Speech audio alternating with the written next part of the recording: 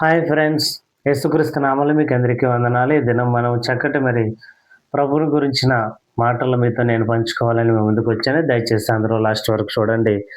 ఈ దినం మనం ధ్యానించబోయే వాక్యం ఏంటంటే, క్రైస్తవులు గొప్పలు కోరొచ్చా అనే విషయాల కోసం మనం మాట్లాడుకుందాము. ప్రభునందు ప్రియులారా, వాక్యం ముందుగా తీసినట్లయితే మత్తయి సువార్త 20వ అధ్యాయము 26వ వచనం నుంచి చదువుకుందాము. దయచేసి బైబిల్ చూడండి. ఈ వీడియో చూస్తున్న వారందరూ మీలో అలాగ ఉండకూడదు. మీలో ఎవడు గొప్పవాడై ఉండగోరునో వాడు మీ పరిచారకుడే ఉండవలను. మీలో ఎవడు ముఖ్యుడై ఉండగోరునో వాడు మీ దాసుడై ఉండవలను. అలాగే మనుష్య కుమారుడు పరిచారం చేయించుకున్నటకు రాలేదు, కానీ పరిచారం చేయుటకును అనేకులకు ప్రతిగా విమోచన క్రయధనముగా తన ప్రాణమునిచ్చుటకు వచ్చినని నిశ్చయముగా చెప్పుచున్నాను. దయచేసి ప్రభునందు ప్రియుల జ్ఞాపకం చేసుకుంటే దేవుడు చెప్తున్నాడు, మీరు గొప్పతనాలు కోరితే మీరు ఎవరన్నా మీ ఇంట్లో మీరు గొప్పవారే ఉన్నారనుకో, మీరు మీ వెనకవతలో ఉన్న వారందరికీ సేవ చేయడానికి ఉపయోగపడాలని దేవుడు చెప్తున్నాడండి. కానీ మనల్ని దేవుడు ఏం చెప్తున్నాడంటే, మీరు గొప్పలు కోరొద్దు. బైబిల్ గ్రంథంలో చూసినట్లయితే పరిసయ్యులు శాస్త్రులు ఏం చేస్తారంటే, వారు అగ్రస్థానాలు కోరతారంటండి. విందులలో అగ్రపీఠంలో కోరతారు. కానీ వారి చేతి నుంచి చిటికిన వేలతో కూడా చిన్న పనైనా ఎత్తరు అని దేవుడు చెప్తున్నాడు. మీరు అలా ఉండొద్దు. ఎందుకంటే మీలో ఎవడైనా నేను గొప్పవాడును అని అనుకున్నవాడు నీ వెనకతలు ఉన్న వారందరికీ నీవు సేవ చేయబడి ఉండాలి అని దేవుడు చెప్తున్నాడు. దేవుడు ఏం చెప్తున్నాడంటే నేను అనేకులకు నేను పరిచారము చేయించుకున్నటకు అక్కడి నుంచి పరలోకం నుంచి భూలోకం రాలేదు. నేను అనేక మందికి పరిచారం చేయుటకు అనేకులకు నా ప్రాణం ఇచ్చుటకు అనేకుల కొరకు నేను వచ్చానని దేవుడు చెప్తున్నాడండి. ప్రతి క్రైస్తవుని కూడా దేవుడు అలా ఉండమని చెప్తున్నాడండి.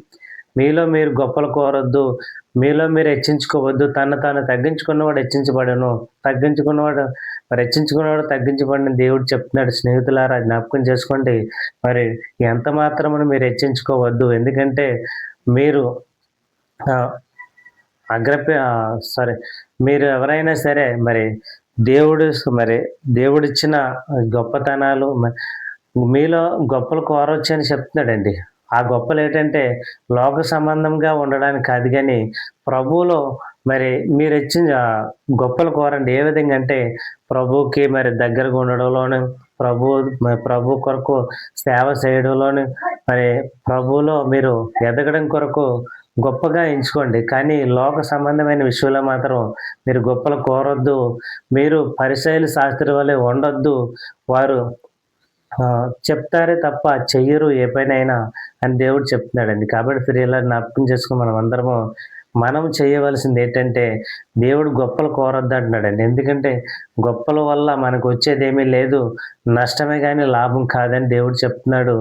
మనం ధర్మశాస్త్రంలో చూస్తే గొప్పలు కోరివారు ఏ విధంగా తయారయ్యారు, కోరని వారు ఏ విధంగా తయారయ్యారు మన బైబిల్ గ్రంథంలో చదివితే అర్థమవుతుందండి. ఎందుకంటే గొప్పతనాలు హెచ్చించుకోవడాలు అవన్నీ మన నాశనానికే తీసుకెళ్తాయి తప్ప మన ఎదుగుదలకి కారణం కావండి. కాబట్టి జ్ఞాపకం చేసుకోండి. మీలో ఎవరైనా బైబిల్ గ్రంథంలో చూస్తే మత్తయి సువార్తలో చూస్తే యేసుక్రీస్తు శిష్యుల్లో ఇద్దరు పోట్లాడుకుంటారండి. నేను గొప్ప అంటే నేను గొప్ప, నేను గొప్ప అంటే నేను గొప్ప అని. ఆ పోట్లాడుకునేటప్పుడు దేవుడు చెప్తాడు, మీలో మీరు హెచ్చించుకోవద్దు. మీలో మీరు ఎవరో గొప్పవారు కాదు. ఎవడైతే తన ఇంటి వారి కొరకు సేవ చేస్తాడో, తన వెనుకున్న వారి కొరకు సేవ చేస్తాడో వాడే అందరికీ సేవ చెయ్యాలి.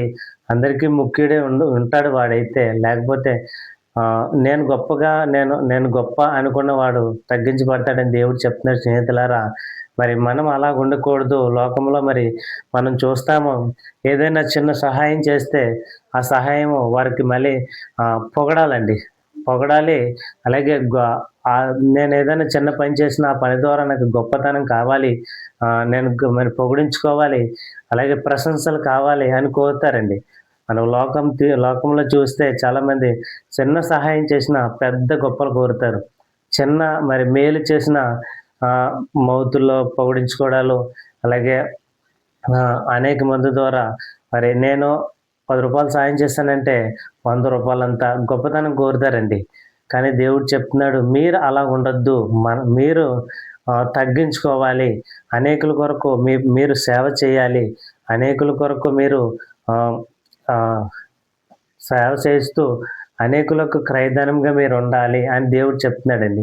మీరు హెచ్చించుకుంటే నేను తగ్గిస్తానని దేవుడు చెప్తున్నాడు. ప్రియులారా, ప్రభునందు దేవుని బిడ్డలారా, ప్రతి ఒక్కరు జ్ఞాపకం చేసుకోండి. మనము చూసినట్లయితే మరి దేవుని పిల్లలైన మనమందరము మరి గొప్పలు కోరొద్దండి. గొప్పలు ఎంత మాత్రం కోరొద్దు. దానివల్ల వచ్చేదేమీ లేదు. మరి మనం పని చేస్తే దేవుడే మనల్ని హెచ్చిస్తాడు. మనం సహాయం చేస్తే దేవుడే మనకు పేరు రప్పిస్తాడు. మనము దేవుడు చెప్పినట్లు వింటే మనం వద్దన్న గొప్పలనేవి వస్తాయి. మనం వద్దన్న దేవుడు హెచ్చిస్తాడండి. కాబట్టి ప్రియులారా, జ్ఞాపకం చేసుకుని ప్రతి ఒక్కరూ మనం ఎంత మాత్రమును గొప్పతనాలకు వెళ్ళొద్దు, హెచ్చించుకోవద్దు. మరి దానివల్ల కలిగే నష్టం ఇంతంత కాదు. కాబట్టి ప్రతి ఒక్కరూ దేవుని పిల్లలైన మనమందరము మరి దేవునికి నచ్చని క్రియ ఏమాత్రం చేయొద్దండి. మహాదేవుడైన ఆ మహాదేవుడు పరలోకాన్ని విడిచిపెట్టి మనందరి కొరకు తన ప్రాణం పెట్టడానికి వస్తే మనం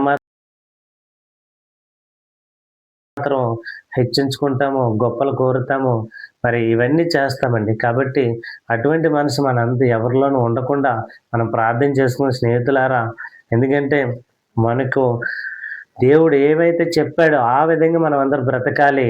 మనము మనం ఓ పాట పాడినా గొప్పగా పొగడాలని కోరుకుంటాము. ఓ ప్రార్థన చేసినా గొప్పగా పొగడాలని కోరుకుంటాము. అలాగే ఆహ్, ప్రసంగించినా పొగడాలని కోరుకుంటాము.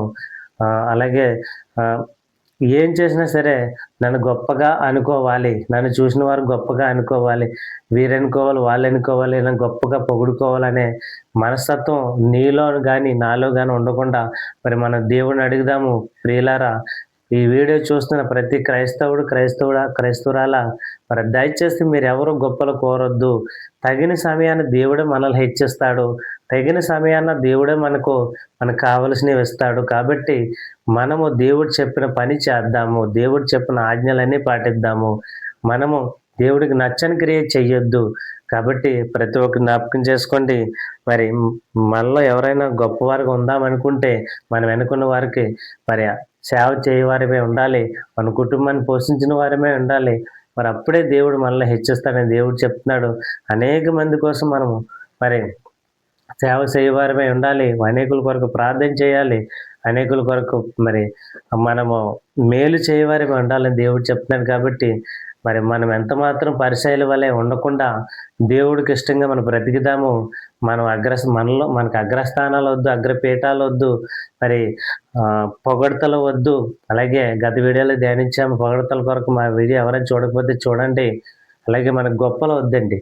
మన గొప్పతనాలు అన్నీ మన దేవుడే ఇస్తాడు. తగిన సమయాన మన పంట కోస్తాం. కాబట్టి ప్రతి ఒక్కరు ఈ వీడియో చూస్తున్న వారు ప్రతి ఒక్కరు జ్ఞాపకం చేసుకోండి. మరి మనలో ఎటువంటి చెడు క్రియ లేకుండా చూసుకుందాము.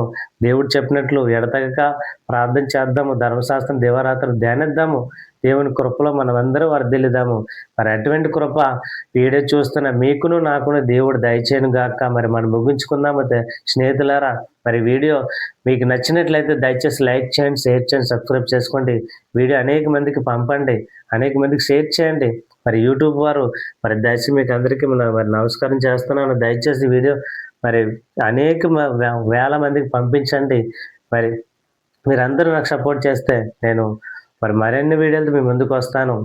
మరి అప్పటి వరకు మనందరూ సెలవు తీసుకుందాము. మరి దయచేసి కామెంట్ చేయండి. మీకు ఎవరికైనా నాలో ఏమైనా తప్పులు కనిపిస్తే నేను సరి చేసుకొని మీ కామెంట్కి రిప్లై ఇస్తాను. మరి ఈ వాక్యం మీ అందరి హృదయాలు దేవుడు దీవించాలని కోరుకుంటూ మీ అందరికీ మరి బాయ్ చెప్తాను.